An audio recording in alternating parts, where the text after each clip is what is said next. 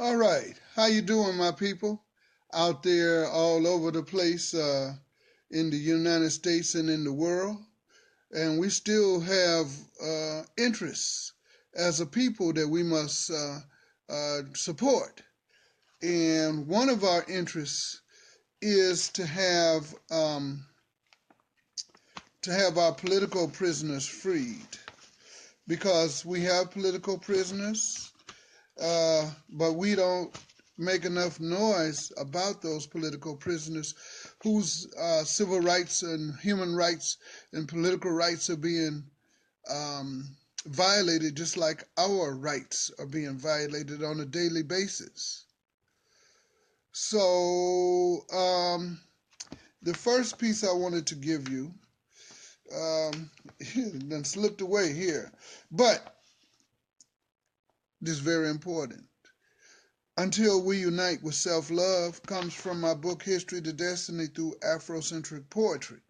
And again, my people, you're ignoring this book when you need to go to Amazon.com Kindle and either buy the book for $2.99 or look at it for free, the first 10 pages.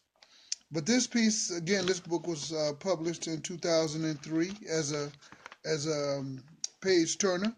It's only $2.99 now as a Kindle download, and I would appreciate it if you go and check it out. But Until We Unite with Self-Love is the name of this piece. We'll see rivers of blood until we unite with self-love. We'll see rivers of black blood until we unite self-love. We've been running like a river from oppression in this land. We'll be running like the river. Hear me, black man. From white atrocity to black atrocity to white philosophy. Racism against the black man, woman, is a stain on this land. We'll see rivers of blood, rivers of our own blood, like a snowballing flood, until we as a people find self-love. That's what I'm talking about. Because when we are beating each other down, we're not expressing the self-love we need to survive. So again, I had said, and this is the time for me to get on and do all the things I said I was going to do. And I had said I was going to read a piece for Free Mumia Abu-Jamal. Let's give it a little background. See, in the 60s and 70s, they had these dirty tricks. They probably were doing them in the 50s and 40s too, because the dirty tricks killed, the CIA dirty tricks killed Patrice Lumumba, the new prime minister of the Congo in the 50s and early 60s. And he was just ready to lead his country in the most positive direction. Instead, the United States put Mobutu, the traitor, in power, and he just bloodied up Congo just as much as the colonial Belgium that killed 15 million Congolese. So you see, we got to watch out what we do and who we support. But we African Americans, we need to support our political prisoners whose human rights and political rights are being violated systematically through the counterintelligence program by the CIA, FBI, and the police of the 1960s and 70s. And so that's where we come to with Free Mumia Abu-Jamal. And probably some of you young people never heard of Mumia Abu-Jamal, but definitely he's worth hearing about because he's a good brother. Hey people, one and all, get together and free Mumia Jamal. There was a conspiracy up in old Philly. They lined Jamal against the wall and shot him down trying to take him out. Everyone hear the call. We must free Brother Jamal. There was no trial and no real adequate defense. Another conspiracy, and that's common sense. Now they have our brother on their death row. Hold on, people. Don't let our brother go. Listen, people, one and all. Let's work together and free Mumia Jamal. Give Mumia Abu-Jamal a brand new trial? Or William J. Clinton, what about a presidential pardon? Abu's people and family want to see him free, while racists in Philly, you know he's not guilty. We saw from the helicopter video of blue corrupt rage. We know there's a conspiracy up north in old Philly. Come on, people, hear the call. Heed the call. Let's work together to free Mumia Jamal. Come on, people, shout out loud. You know he's not guilty. Set Mumia free. Come on, people, join the crowd. You know he's not guilty. Set Abu free. Come on, people, let's work together. You know he's not guilty. Set Jamal free. Okay, there you go. And I see a few folk out there, thank you for listening, And again, while I'm here, I want to urge you to look at my new book. It's called American Challenges in the Obama Era, Parts 1 and 2. Again, it outlines a strategy through African Americans having a strategic national black consensus for us to pull ourselves together from the disunity that we currently have, so that we can empower ourselves.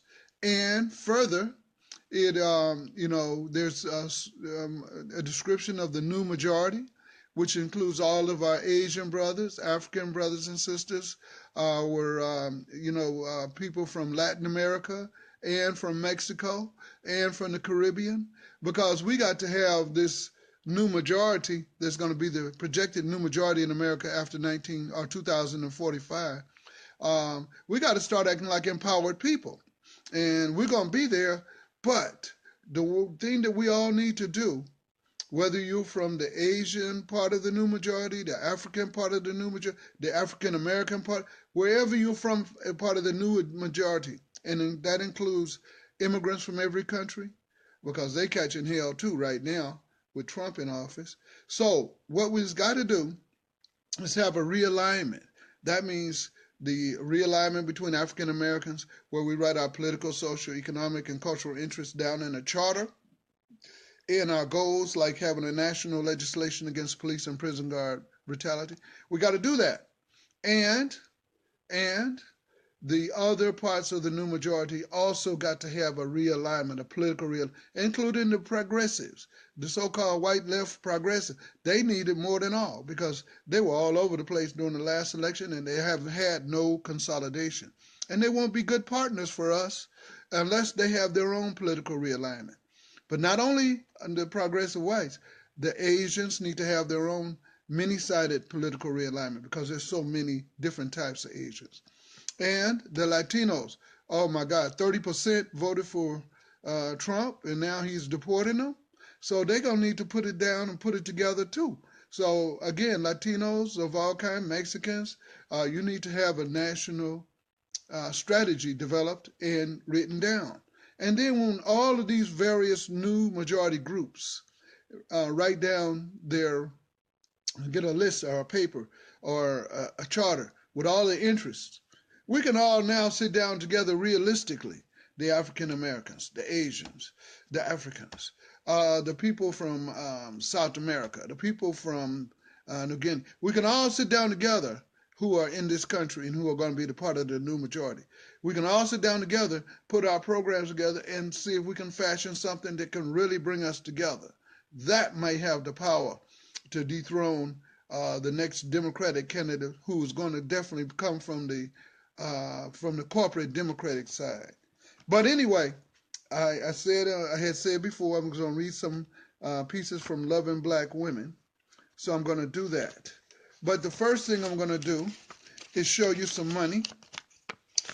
This is British money, and I got it when my students from Nigeria invited me over to London. And they invited me to London to celebrate my teaching success and their success, and that was in 2015. So shout out to all the students I've taught in Nigeria. Shout out to all the students I've taught in America, because I do teach and I do other things too, like write books and read poetry. This one is called Breathing While Black. And to understand the war against black people, you got to understand this piece. One day a brother was arrested for breathing while black. A sister was arrested for driving while black. Too many times it's just like that. When our folks are arrested for breathing while black. Amadou Diallo murdered, and that's a fact, because one morning he was walking while black. We all know someone, we know it's a fact, arrested for no good reason, driving while black. And the Haitian brother Louima was subjected to an attack, assaulted with a stick, living while black.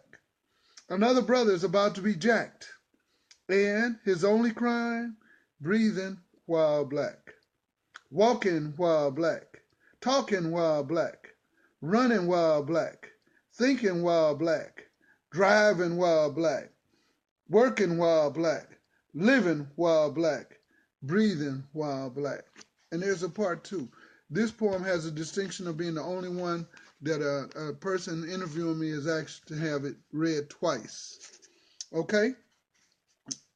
Again, breathing while black too. It's really something to be black. A misguided brother looks at you.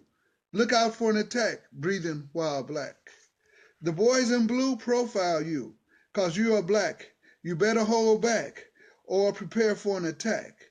You know if you're breathing while black. You've been exploited. You've been jacked. You know if you're breathing while black.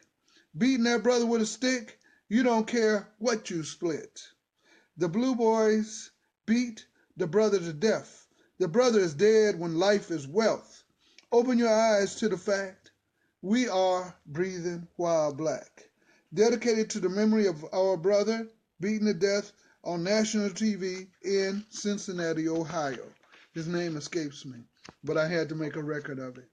Okay, so now that we done took it to that level, we can now kind of cool it down a little bit. I had, it's funny how these things get away from me, but I have this, but let me just say this about Mumia Abu-Jamal. You know, there was a counterintelligence program launched on the Black Liberation Movement in the 60s and 70s. It wasn't all fun and games. And there were real consequences to a lot of Black Panthers, but a lot of other brothers who were in the struggle too, right? And Mumia Abu-Jamal is among them. The Louisiana Three is among them. But our people, we're just too quiet about it. We need to start talking about these human rights violations and connecting them to the past human rights violations and the present ones like Trayvon Martin and the present ones like the brother killed on Facebook in Minnesota. We got to tie it all together and start fighting for our human rights. And we do need to have a strategic national Black consensus so that we could begin to come together and to begin to empower ourselves. When we give the love to each other instead of hate, we empower each other. I see there's my sister Sharon saying hi. Hi, Sharon. And hi to everybody listening. Thank you for listening, okay? And this one here is for the sisters. Funny, Sharon, you should come in right now. But this piece is called For the Sisters. It's from Loving Black Women.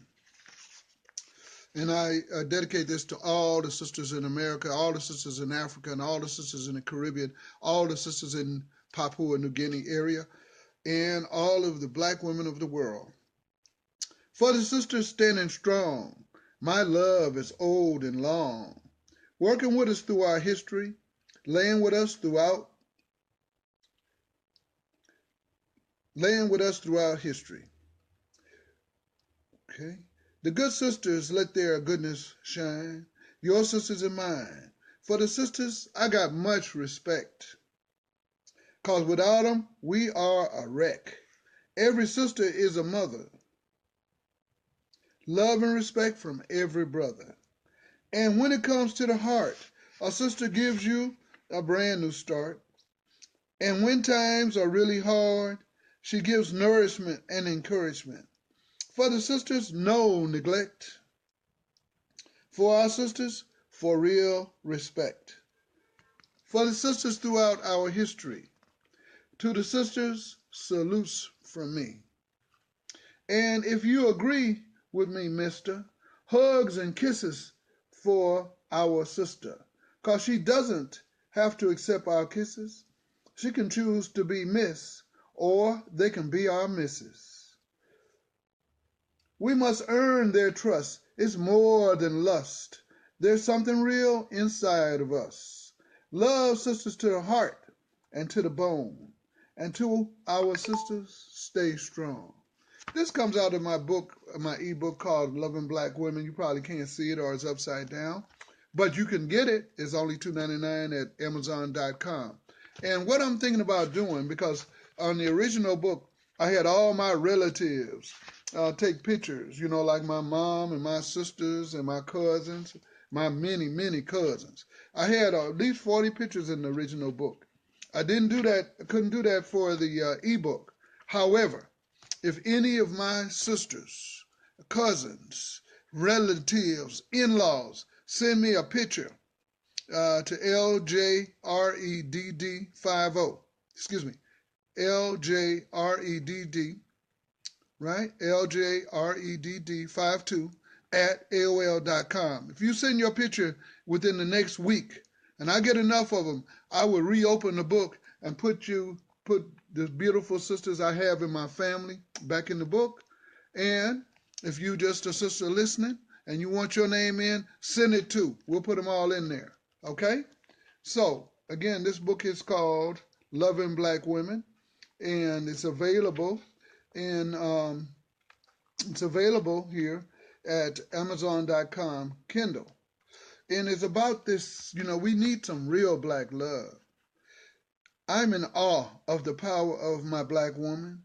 So happy, my sisters, we are kin. So happy, my sisters, you're a part of us. May love thrive among us. Respect each other and no one cuss. May God bless all positive black love.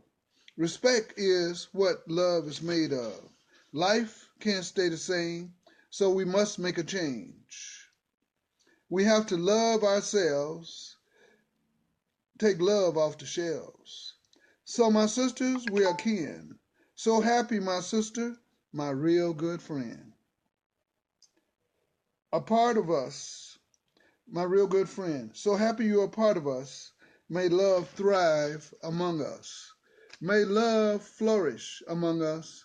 May love grow among us.